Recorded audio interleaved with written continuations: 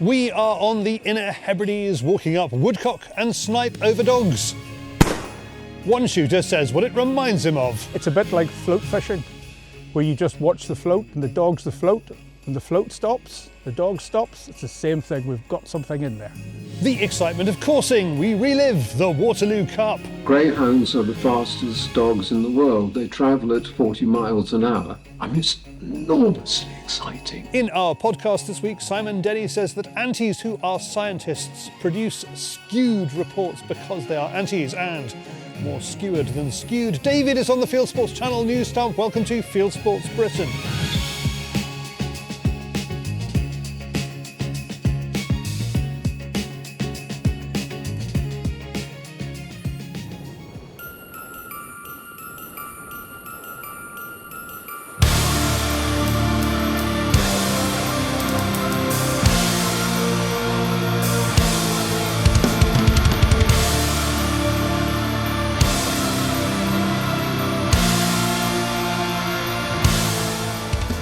The Inner Hebrides are a wild group of islands.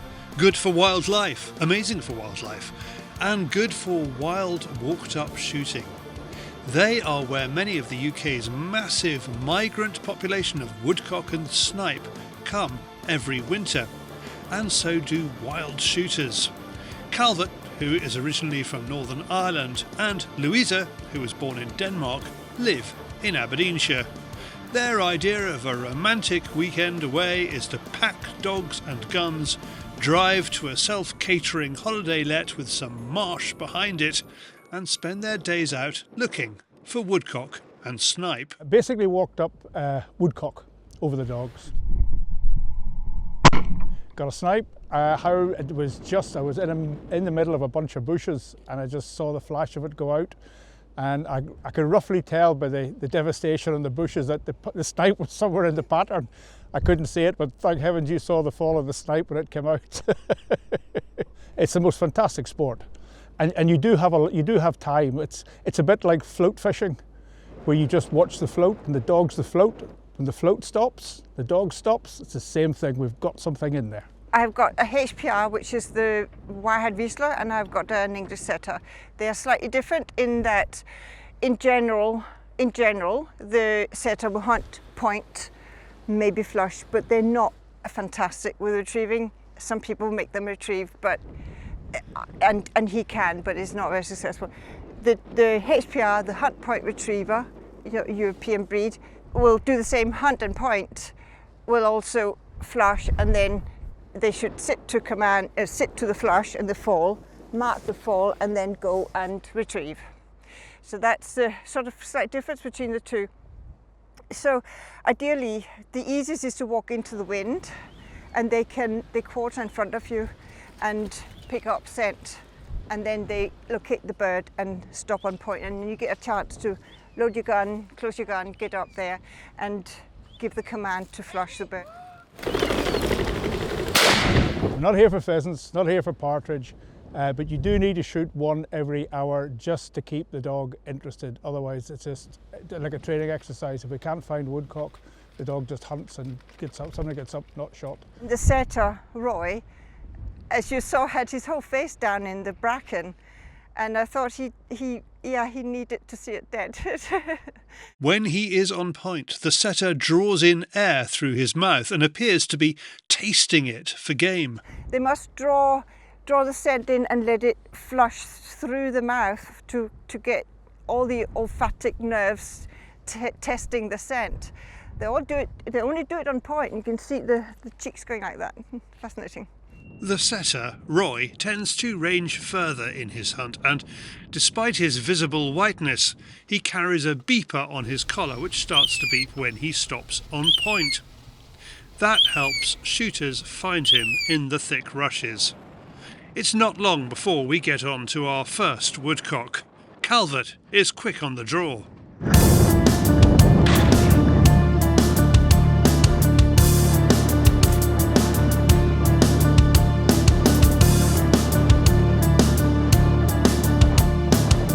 have probably spotted the sea in the background. The couple are shooting on the island of Luing in the Inner Hebrides. It's a blowy day, which makes the birds even more exciting to shoot.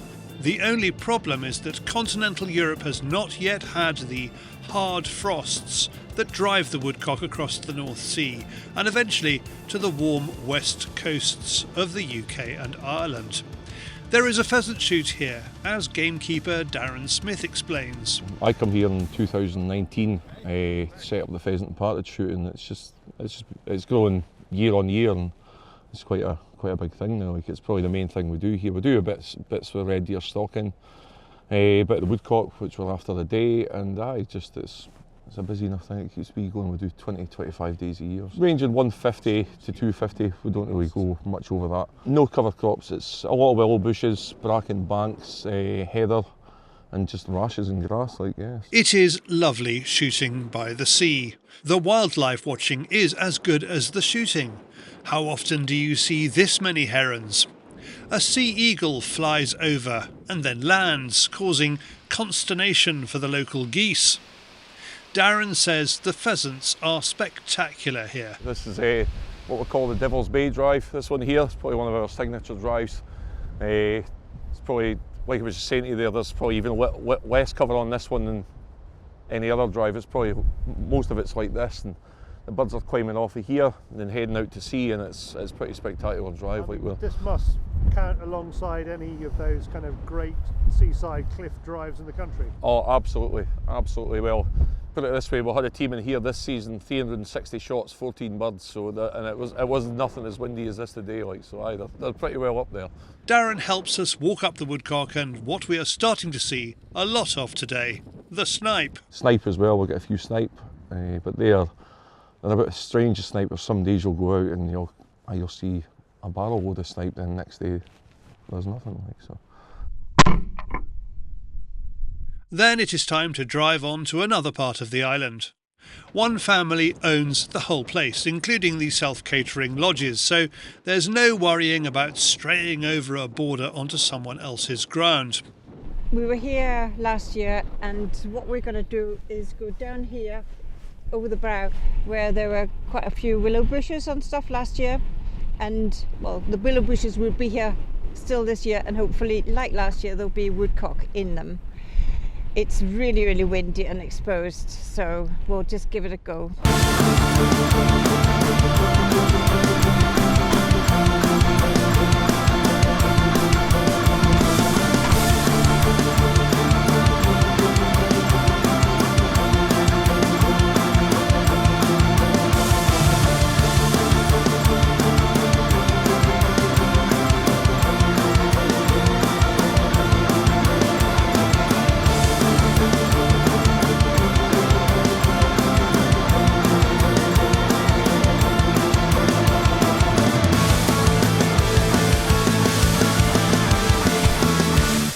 You can see in the cowpats where waders have been probing for worms, waders like woodcock and snipe. These are not just any cowpats. They are from a modern breed called Ling cattle, first bred by the island's owner. Here is his grandson. The Lings obviously started on here. Grandparents bought the island in 1947 after the war, and they began to establish a breed they wanted to cross. Well, they didn't actually start with the intention of wanting to establish a new breed, but it went that way in the end. And what they did was they crossed beef shorthorn, a good high-yielding cow, native breed, with a Highland to give it this ruggedness. And they wanted it to be able to be a cow that would do very well in very adverse weather conditions. It has been a popular cattle breed, especially in the last 20 years. Time for one more bird before we stop for the day.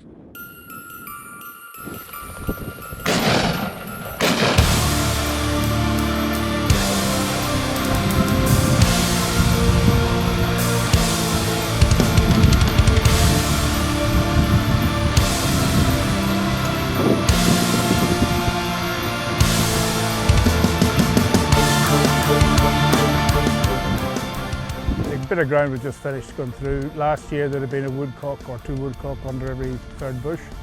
I think we ended up with 8 or 9 just in that wee bit last year. But hunting migratory birds is like hunting migratory fish. You should have been here last week.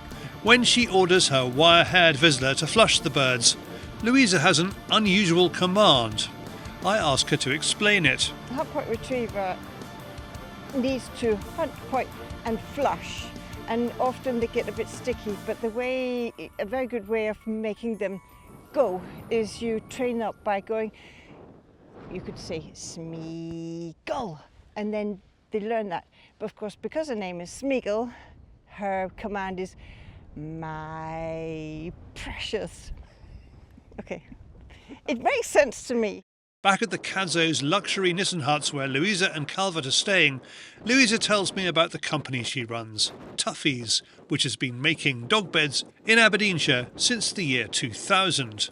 I just started as fixing horse rugs, and someone said, could you not make me a really good dog bed out of these tough barbed wire proof materials? And I did, and it kind of started there. For more about Tuffy's dog beds, we have put a film on Field Tester, link below.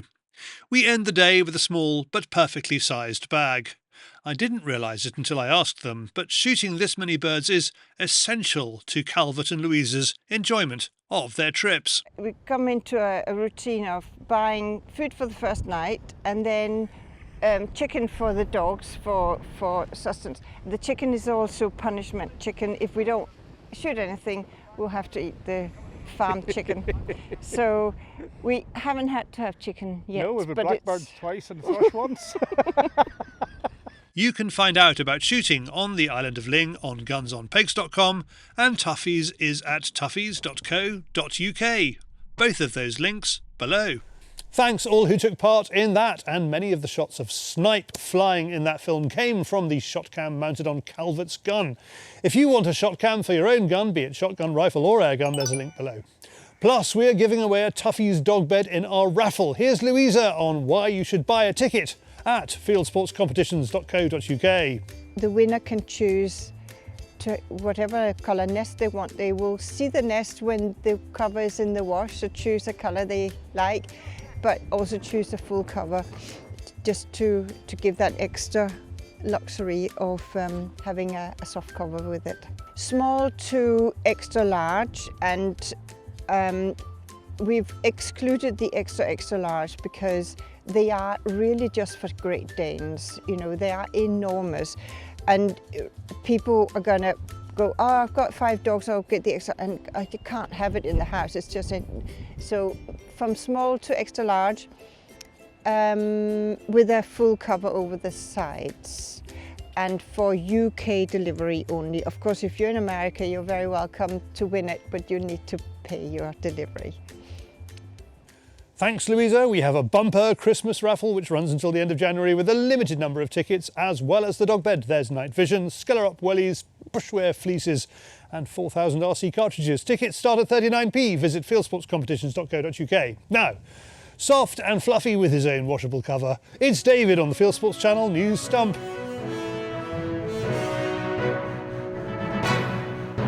This is Fieldsports Channel News. A petition asking Sir Keir Starmer's government not to merge Section 1 and Section 2 guns has reached more than 50,000 signatures. The petition asked the Westminster government to keep Section 1 firearm and Section 2 shotgun licensing separate in order to help protect law-abiding gun owners, the shooting industry and rural communities. Link to it below. The Scottish Government could be about to see sense over its plans to wipe out deer. Under his plans for deer in Scotland's Natural Environment Bill, currently going through Holyrood, Minister for Agriculture Jim Fairley says he wants to see a change of language around deer culling. Thanks to Greg Hill for the story. We should stop talking about culling deer and start talking about harvesting a product.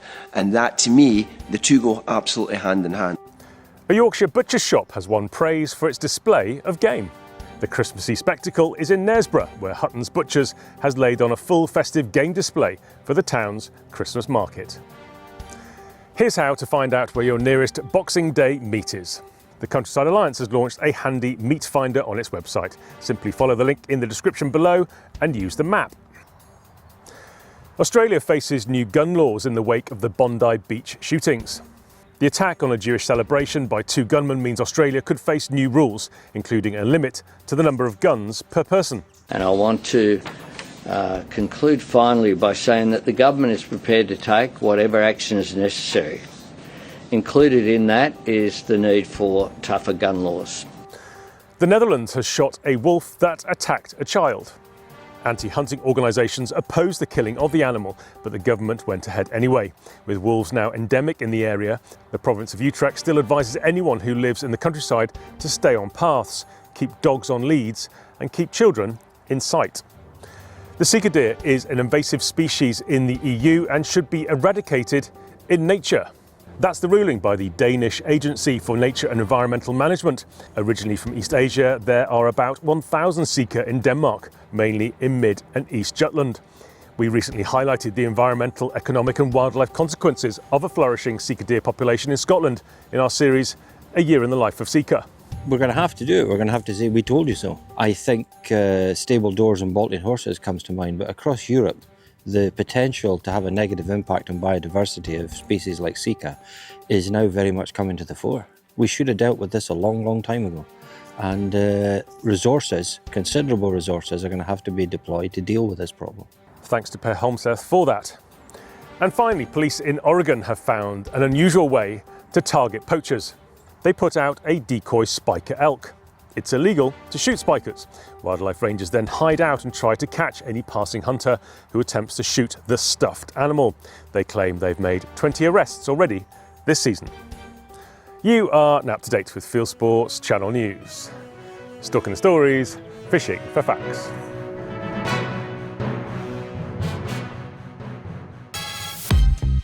Fieldsports Channel members get more. Every week there's Fieldsports Extra, our exclusive show packed with behind-the-scenes clips, interviews and a free prize draw. Plus, membership gives you access to our Fieldsports Advice Bureau for help with shooting and firearms licensing, with our in-house lawyer on your side. And with our insurance, you're covered for £5 million public liability for shooting activities across the UK, as well as legal expenses cover. Join today so we can keep the pressure on and the volume up. Here's what's in this week's Fieldsports Extra. A flying rabbit, an old hare courser, a hard day at the beaver office, and dog advice. They'll all pick up. This week's Fieldsports Extra prize draw is for a reversible jacket from angling brand Spiro, and if you know someone who might benefit from Fieldsports membership, you can give it to them as a gift. Follow the link below and click the gift box in the checkout area. Now, we mentioned the Coursing Museum when it launched. Taken from its archive, here are some memories of coursing's great days.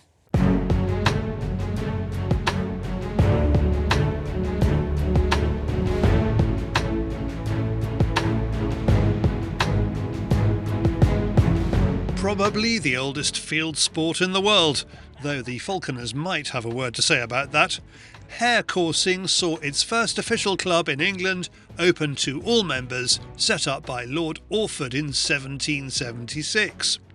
Its enduring popularity ended abruptly when Tony Blair banned it in 2004. While he restricted other hunting sports, Blair banned coursing.